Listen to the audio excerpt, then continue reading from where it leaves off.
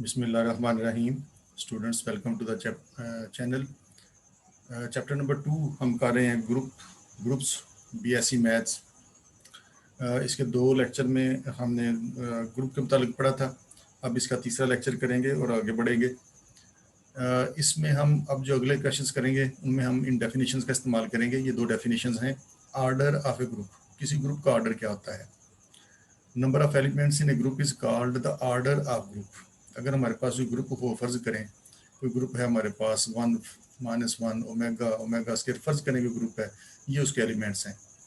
तो अगर तो इनकी तादाद महदूद होगी जिनको गिना जा सके, फाइनाइट हो, तो हम कहते हैं कि ये ग्रुप फाइनाइट आर्डर का है। जैसे ये वाला ग्रुप है, इसमें 4 एलिमेंट्स हैं, तो हम कहेंगे इसका जो आर्डर है इस ग्रुप का वो है 4। आर्डर को हम ओ ऑफ जी भी लिख सकते हैं, या इसको हम यूँ लिखेंगे कि इस ग्रुप का आर्डर जो है वो 4 है।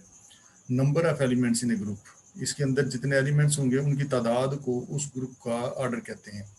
And it is noted by G mod R O of G, order of G से इसको नोट करते हैं। A group is called finite group, कोई ग्रुप फाइनाइट ग्रुप कहलाता है अगर उसके अंदर एलिमेंट्स की तादाद फाइनाइट हो, महदूद हो, उनको गिना जा सके। If it consist finite number of elements, अगर इसमें फाइनाइट नंबर ऑफ एलिमेंट्स हों, अगर ऐसा ना हो तो फिर हम उसको कहते हैं इनफाइनाइट ग्रुप। तो फिर वो इन्फिनिट ग्रुप कहलाता है जिसमें हमें आखिरी एलिमेंट का पता ना हो। तो इसमें हमने ये देखा कि जितने किसी ग्रुप में एलिमेंट्स होंगे वो उस ग्रुप का आर्डर कहलाएगा। उसके बाद आ गया आर्डर ऑफ एन एलिमेंट। अगर हमने इसके किसी एलिमेंट का आर्डर निकालना हो, ग्रुप के किसी एलिमेंट का आर्डर निकालना हो, तो उसका क्या मतलब है। Order of an element of a group, let A belongs to G. फर्ज करें कि एक एलिमेंट हम इसका लेते हैं, उसका नाम ए रख लेते हैं। कोई एलिमेंट इसका लिया ग्रुप का, तो उसका नाम हमने ये रख लिया। Let A belongs to G, the least positive integer n. तो लीस्ट पॉजिटिव इंटीजर एन उस एलिमेंट का आर्डर कहलाएगा अगर ए पावर एन ई के इक्वल हो जाए, आइडेंटिटी के इक्वल हो जाए। यानी अगर कोई एलिमेंट ए इस ग्रुप को बिलोंग करता है तो उसकी हम पावर लेते जाएं, ए पावर 1 ले लें, ए पावर 2 ले लें, ए पावर 3 ले लें, ए पावर 4 ले लें, और जब वो ई के इक्वल हो जाए, तो हम कहेंगे कि ये जो लीस्ट पॉजिटिव इंटीजर एन है, ये जो उसकी पावर आई है जिसकी वजह से ये ई के इक्वल हो गया, आइडेंटिटी के इक्वल हो गया है, ये इसका आर्डर है, ये इस एलिमेंट का आर्डर है। यानी हम कहेंगे कि आर्डर ऑफ ए जो है वो एन है। तो हम इसको यूँ लिख सकते हैं, आर्डर ऑफ ए जो है वो एन है, या इसको हम यूँ लिख सकते हैं, आर्डर ऑफ ए जो है वो एन है। तो ये था order of element of a group, यानी किसी एलिमेंट का आर्डर होता है A power N is equal to E, और जितनी उसकी पावर लेने से वो आइडेंटिटी के इक्वल हो जाए, उस पॉजिटिव इंटीजर को, उस लीस्ट पॉजिटिव इंटीजर को हम कहते हैं कि ये ई के इक्वल है, या उसको हम कहते हैं कि ये उसका आर्डर है।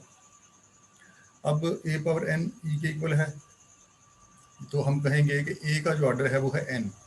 अगर फर्ज करें एक और नंबर भी हमें ऐसा मिल जाता है, ए पावर के भी इसको आइडेंटिटी के इक्वल कर देता है, तो एन चूंकि लीस्ट पॉजिटिव इंटीजर है, तो बाकी अगर कोई नंबर आता है जो कि ए पावर के आइडेंटिटी के इक्वल हो, तो वो नंबर यकीनन इससे बड़ा होगा। लीस्ट पॉजिटिव इंटीजर एन है, तो बाकी भी अगर कोई नंबर ए की पावर लेने से उसको आइडेंटिटी के इक्वल करता है, तो वो के यकीनन इस नंबर से बड़ा होगा, यानी के जो है वो ग्रेटर होगा उस एन से।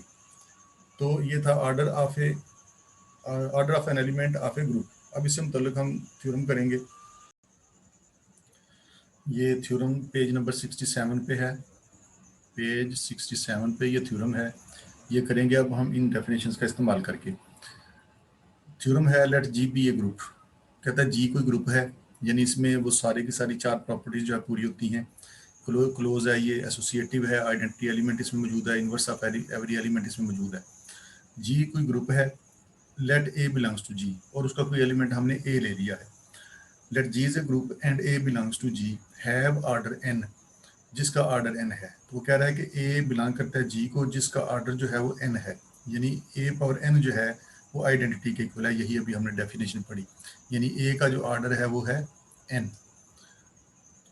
Late A belongs to G have order n, then for any integer a power के इज इक्वल टू ई। तो क्या ये रहा है कि अगर आपको कोई और भी इंटीजर ऐसा मिल जाता है, एक तो ये है कि ए पावर एन ई के इक्वल है, जहाँ पर के एन जो है लीस्ट पॉजिटिव इंटीजर है, एन जो है वो लीस्ट पॉजिटिव इंटीजर है इसकी डेफिनेशन के मुताबिक। अगर n ऑर्डर है a का तो n लीस्ट पॉजिटिव इंटीजर है, इससे छोटा इंटीजर आपको नहीं मिलेगा जो हम a की पावर लें तो उसको आइडेंटिटी के इक्वल कर दे। अगर कोई इसके अलावा कोई मिलेगा तो वो n से बड़ा ही होगा। a power k is equal to कहता है अगर आपको एक और एलिमेंट k भी ऐसा मिल जाता है जो हम a की पावर लें तो वो भी उसको आइडेंटिटी के इक्वल कर दे, तो ये तभी मुमकिन है कि अगर ये वाला जो k है, अगर ये वाला जो k है वो n क्यू के इक्वल होगा, तो ये तभी मुमकिन है अगर ये k जो है वो n क्यू के इक्वल होगा।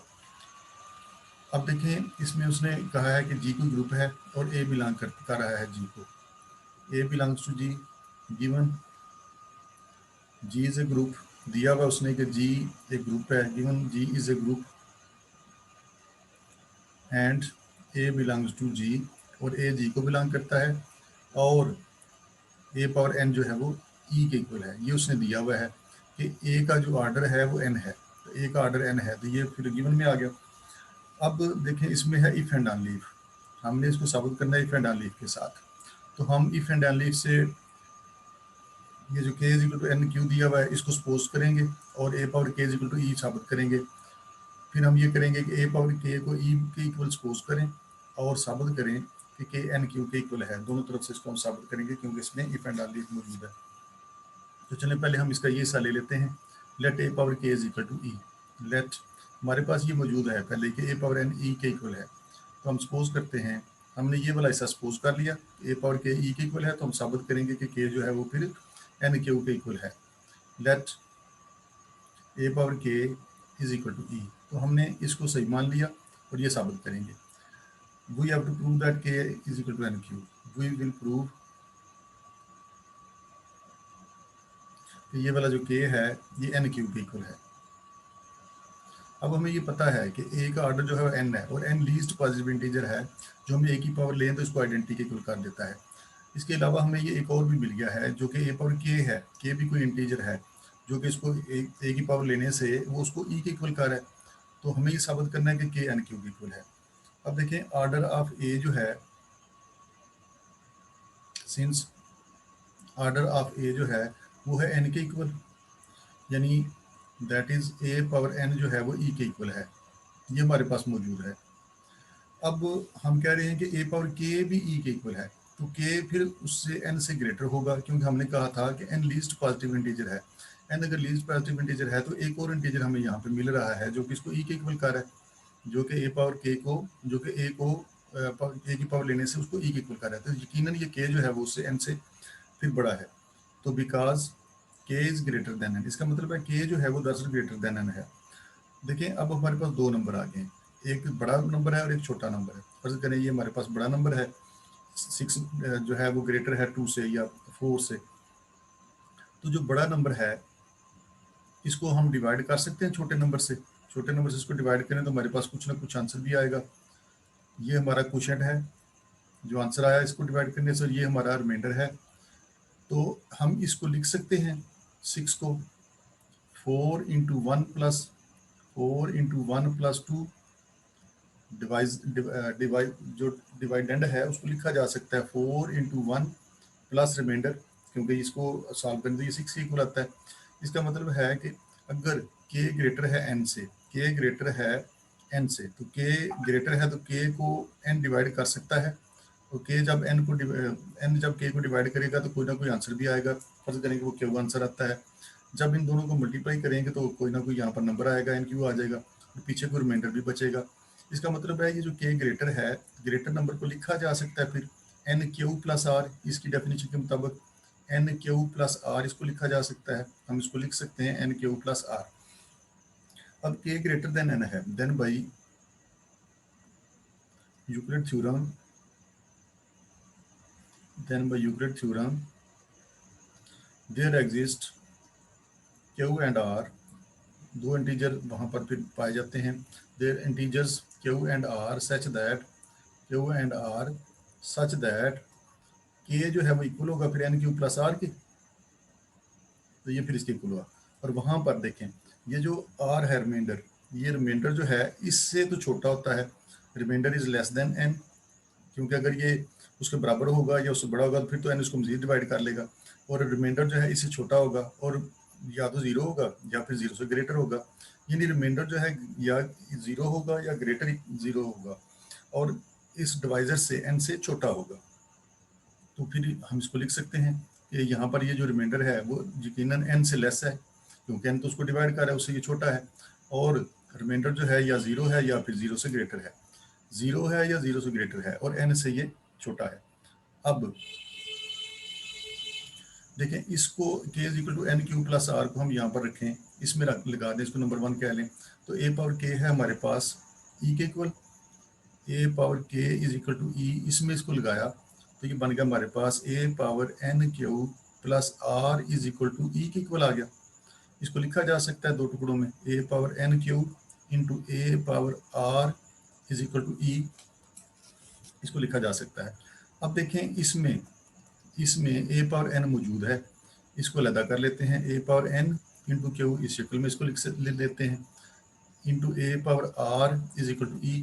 अब हमारे पास तो है कि a पावर n जो है वो तो e के इक्वल है, तो इसकी जगह पर हम e पुट कर सकते हैं। तो ये हो गया हमारे पास e power q into a power r is equal to e के इक्वल हो गया। अब आइडेंटिटी की कोई भी पावर हो तो आइडेंटिटी के इक्वल ही रहता है, ये e आ गया, a into A power r is equal to E के आ गया। अब आइडेंटिटी किसी चीज़ से मल्टीप्लाई हो तो उसको कोई फर्क नहीं पड़ता, a power r as it is आ गया। तो a पावर r जो है वो आ गया आइडेंटिटी के इक्वल। अब a पावर r आइडेंटिटी के इक्वल है और r का हमें पता है, r का तो हमें पता है, r जो है वो तो लेस देन n है और ग्रेटर देन इक्वल टू 0 है। r लेस देन n हो सकता है और ग्रेटर देन इक्वल टू 0 हो सकता है। अब ये तभी मुमकिन है अगर r, अब देखें r जो है वो लेस देन n है, हमने कहा था कि n जो है लीस्ट पॉजिटिव इंटीजर है, तो r n से भी छोटा आ गया, n से भी छोटा आ गया तो फिर n 0 के इक्वल हो सकता है, क्योंकि ये जो n है ये कोई पॉजिटिव इंटीजर है, a power 0 equal to identity नहीं हम लगा सकते। तो अगर r n से भी छोटा है तो फिर r यकीनन 0 के इक्वल है, then r is equal to 0। अब इसको उठा के तो पुट कर दें इसमें, इसको नंबर 1 का नाम दे लें, तो पुट करें इसको 1 में, पुट इन 1, इसको 1 में रखा तो 1 है हमारे पास k is equal to N q plus r, k is equal to N q plus r, r की जब पर ये 0 लगाएंगे तो k आ गया हमारे पास एन के। यही हमने साबित करना था, हमने a power k is equal to E को ट्रू मानना, इसको हमने ट्रू मानना और ये लेके आना था हमने k is equal to N Q, तो k is equal to N Q आ गया। अब हम k is equal to N Q को ट्रू मानेंगे और a power k is equal to E prove करेंगे। अब हम इसको ट्रू मानेंगे k is equal to N Q को और साबित करेंगे कि a पावर k जो है e के इक्वल है। पहले हमने a पावर k को e के इक्वल माना तो k is equal to N q साबित किया, क्योंकि ये इफ एंड ऑनली इफ है। अब हम k is equal to N Q को ट्रू मानेंगे और साबित करेंगे कि a पावर k जो है वो e के इक्वल है। तो इसका कन्वर्स करेंगे, conversely let k is equal to N Q, तो k is equal to N Q को हमने मान लिया, ट्रू मान लिया और हमें साबित करना है कि a पावर k e के इक्वल है। तो इसकी दोनों तरफ a पावर ले लें, a की पावर ले ली इधर भी, a पावर ले लिया उधर भी। अब देखें इसको लिखा जा सकता है a power k is equal to a power n into q, और हमारे पास तो था कि a पावर n जो है वो तो e के इक्वल है, तो a power k is equal to ये a पावर n e के इक्वल है, आइडेंटिटी के इक्वल है, ऊपर आ गया power q, a power k is equal to e, identity की कोई मर्जी पावर हो वो e के इक्वल ही रहता है। ये साबित हुआ कि a पावर k जो है वो e के इक्वल है, यही हमने इसमें इस थ्योरम में साबित करना था।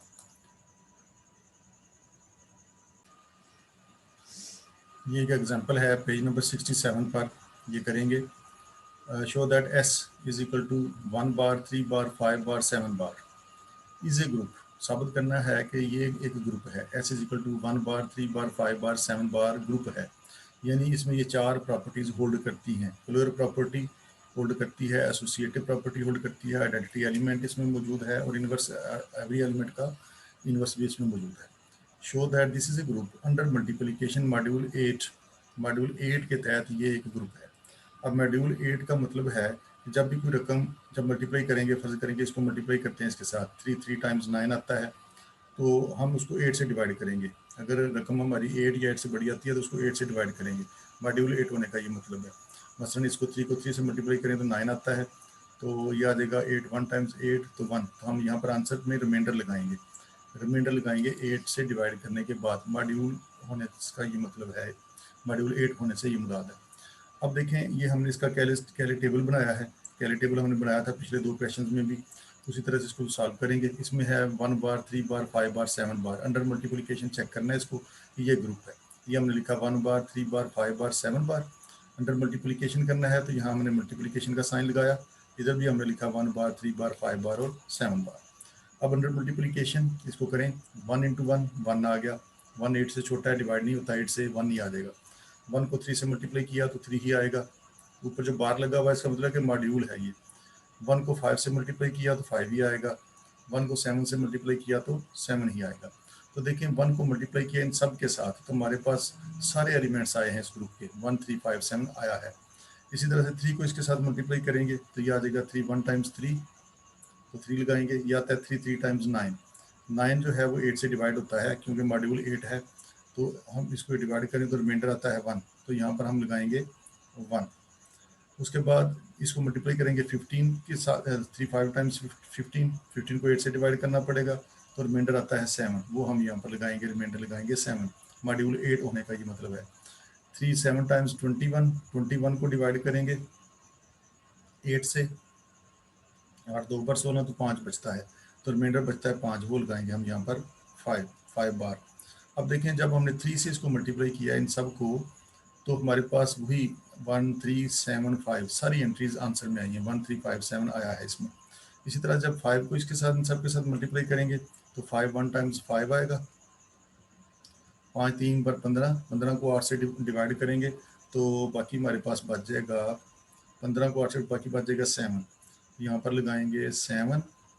और 5 को 5 से मल्टीप्लाई करेंगे 25 आएगा, 8 से डिवाइड करेंगे 8 3 पर 24, 1 25, तो एक रिमाइंडर में बचेगा हमारे पास। 5 और 7 35, 35 को डिवाइड करेंगे 8 से तो 8 4 बार 32, तो 3 बचेगा हमारे पास, तो ये आएगा ये।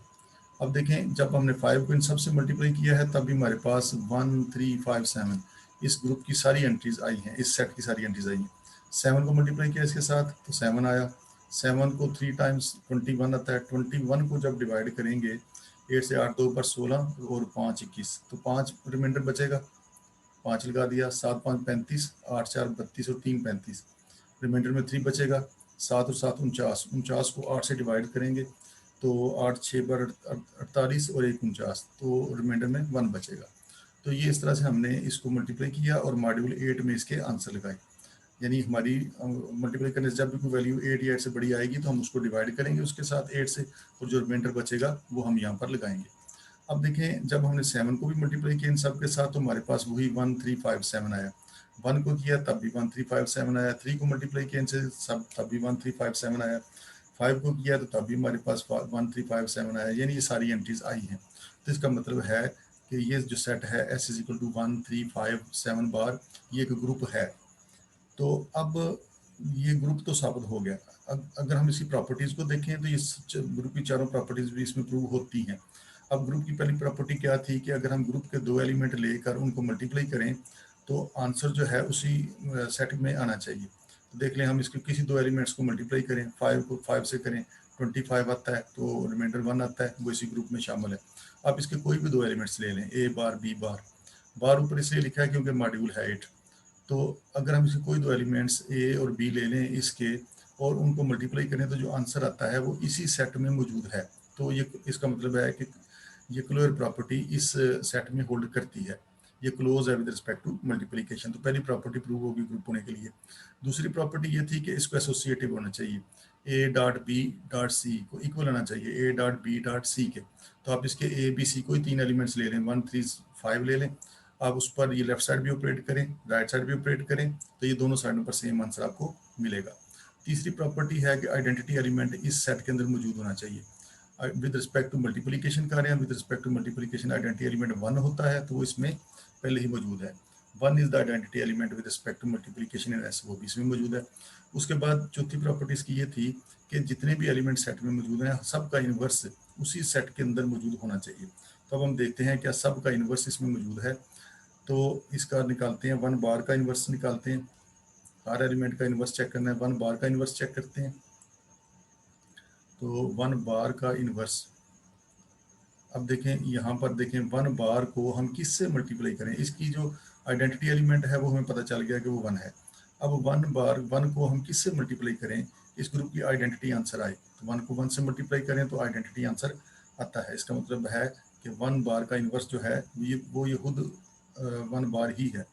इसी तरह से 3 को चेक करते हैं, 3 बार का इन्वर्स क्या है, अब इधर से चेक करें 3 बार को हम किससे मल्टीप्लाई करें कि इस ग्रुप की आइडेंटिटी आंसर आए, तो ये आइडेंटिटी आंसर आई हुई है। 3 को 3 से मल्टीप्लाई किया हुआ तो आइडेंटिटी इस ग्रुप की आंसर आया हुआ है। इसका मतलब है 3 बार का इन्वर्स जो है वो 3 बार खुद ही है।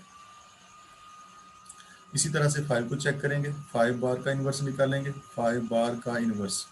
अब देखें 5 बार को हम किससे मल्टीप्लाई करें कि इस ग्रुप की आइडेंटिटी आंसर आए, तो ये आइडेंटिटी आंसर आया हुआ है। 5 बार को 5 बार से मल्टीप्लाई करें तो आइडेंटिटी आंसर आता है। इसका मतलब है 5 बार का इन्वर्स 5 बार मौजूद है यहाँ पर। इसी तरह से बाकी रह गया 7, उसको भी चेक कर लेते हैं, 7 का इन्वर्स निकालते हैं। अब देखें इधर 7 को किस चीज़ से मल्टीप्लाई करें कि इस ग्रुप की आइडेंटिटी आंसर आए, तो ये आइडेंटिटी आंसर आई है। 7 को 7 से मल्टीप्लाई किया तो इस ग्रुप की आइडेंटिटी आंसर आया हुआ है। इसका मतलब 7 बार का इन्वर्स जो है वो 7 बार खुद ही है। तो साबित हुआ कि इन सब तमाम एलिमेंट्स का इन्वर्स इसी सेट के अंदर मौजूद है। तो चारों प्रॉपर्टीज ग्रुप की साबित हो गई हैं इसमें।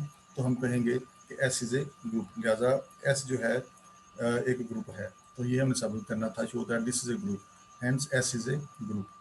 तो एस इज ए ग्रुप, ये हमने साबित करना था कि एस एक ग्रुप है। इसके बाद इसका दूसरा पार्ट है also find order of each element of S.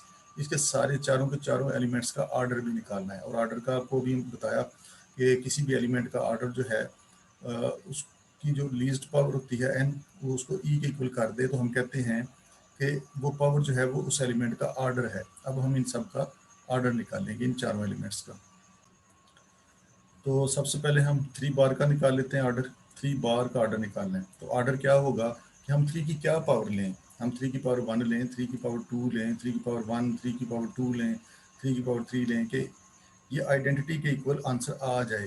तो जिससे जो पावर लेने से लीस्ट पावर लेने से इसका आंसर इस ग्रुप की आइडेंटिटी यानी 1 के इक्वल आ जाएगा, वही उस नंबर का ऑर्डर होगा। अब देखें 3 बार है ये, इसको मल्टीप्लाई करें इसी के साथ तो ये बन जाएगा 3 बार का स्क्वायर, ऐसे बन जाएगा ये 3 बार का स्क्वायर। तो अगर ये आइडेंटिटी के इक्वल आ जाता है तो हम कहेंगे कि ये 2 इसका ऑर्डर है। तो 3 को 3 से मल्टीप्लाई किया तो देखें 3 को हमने ये 3 से मल्टीप्लाई किया हुआ है तो आंसर क्या आता है 1 आता है। तो यानी इस ग्रुप की आइडेंटिटी आंसर आता है। तो देखो 3 को हमने कितनी दफ़ा मल्टीप्लाई किया है, 2 दफ़ा किया है, तो ये उस ग्रुप की आइडेंटिटी के इक्वल आया है।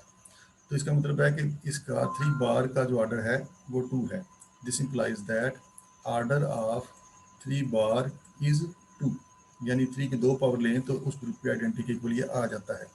इसी तरह से 5 को चेक करते हैं, 5 को कर लें 5 से मल्टीप्लाई तो देखें क्या आंसर आता है। 5 को 5 से मल्टीप्लाई करें तो ये भी आइडेंटिटी के इक्वल ही आता है, इस ग्रुप की आइडेंटिटी के इक्वल आंसर आता है। इसका मतलब 5 को 2 दफ़ा मल्टीप्लाई किया है, 2 दफ़ा मल्टीप्लाई किया है तो उस ग्रुप की आइडेंटिटी के इक्वल आंसर दिया इसने। इसका मतलब है कि इसका ऑर्डर जो है 5 बार का वो है 2, उसका ऑर्डर भी 2 है। इसी तरह से 7 को चेक करते हैं, 7 को 7 से मल्टीप्लाई कर लें तो देखें 7 को 7 से मल्टीप्लाई करें तो आंसर आता है 1, वो भी इस ग्रुप की आइडेंटिटी है। इसका मतलब है 7 को हमने 7 से मल्टीप्लाई किया यानी 7 को 2 बन गया फिर, तो ये ऑर्डर उसकी आइडेंटिटी के इक्वल आया। तो हम कहेंगे कि ऑर्डर ऑफ 7 बार इज 2, तो इसका भी ऑर्डर जो है वो 2 ही है। अब उसके बाद आ गया इसका 1 का ऑर्डर ऑफ 1, वो देखें यहाँ पर 1 का ऑर्डर क्या है, 1 को 1 से मल्टीप्लाई करें तो इस ग्रुप की आइडेंटिटी आती है, यानी 1 का ऑर्डर जो है वो 1 ही होगा। आइडेंटिटी का ऑर्डर जो है आइडेंटिटी का ऑर्डर 1 ही रहेगा। तो यही हमने इसमें साबित करना था।